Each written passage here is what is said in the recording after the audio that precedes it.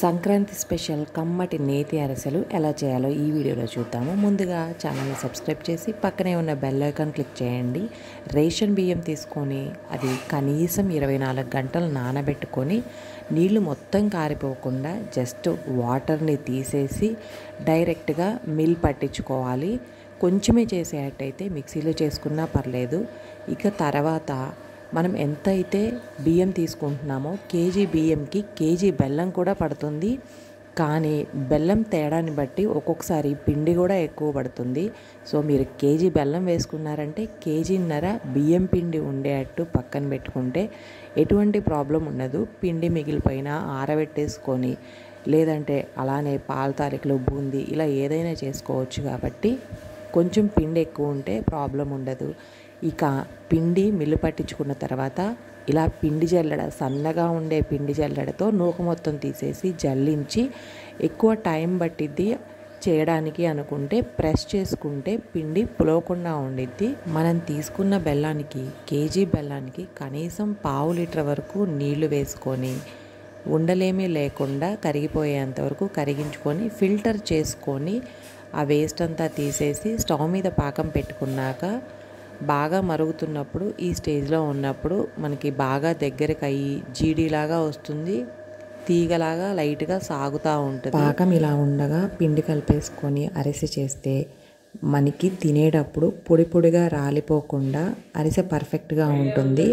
ఇక ఇందులో నెయ్యి వేసుకొని స్టవ్ మీద అలానే ఉంచేసి నెయ్యి వేసుకొని ఒకసారి పాకం కలుపుకున్నామంటే మీరు కాసేపు స్టవ్ మీదే ఉంచినా కూడా పాకం ఇంకా ముదిరిపోకుండా ఉంటుంది. ఇక కొద్దిగా ఈ జల్లించుకున్న బియ్యం పిండిని వేసుకొని వాళ్ళలోనే లో ఫ్లేమ్లో ఉంచి కొద్దిగా పిండి వేసుకుంటూ ఉండలు లేకుండా బాగా మిక్స్ చేసుకొని చలిమిడి రెడీ అవుతుంది.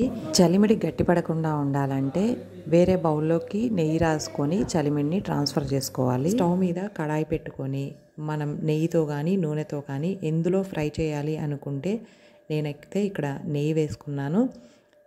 కాస్త మరీ ఎక్కువ ఫ్లేమ్ ఉండకూడదు, అరిసెలకి మాడిపోతుంటాయి. అడుగు మందంగా ఉండే కడాయి తీసుకోవాలి. చలిమిడి కొంచెం లూజ్ అయిందంటే పిండి ఆరిపోతే గట్టిపడుతుంది. కానీ పర్ఫెక్ట్గా ఉన్నప్పుడు మాత్రం అప్పటికప్పుడు వేడిగా చేసుకుంటే ఎడ్జెస్ మనకి నొక్కులు పోకుండా క్రాక్స్ పగిలిపోకుండా వస్తుంది.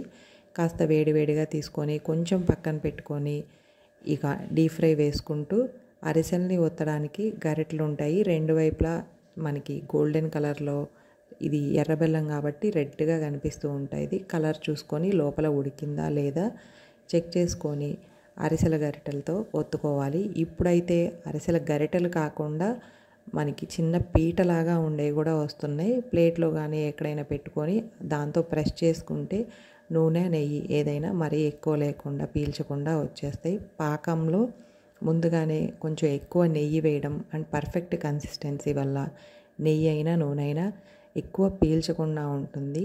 అండ్ మనకి బియ్యం పిండి ఎగ్జాక్ట్గా ఎంత పడుతుంది అనేది మనం తీసుకునే బెల్లం క్వాలిటీ మీద కూడా డిపెండ్ అవుతుంది.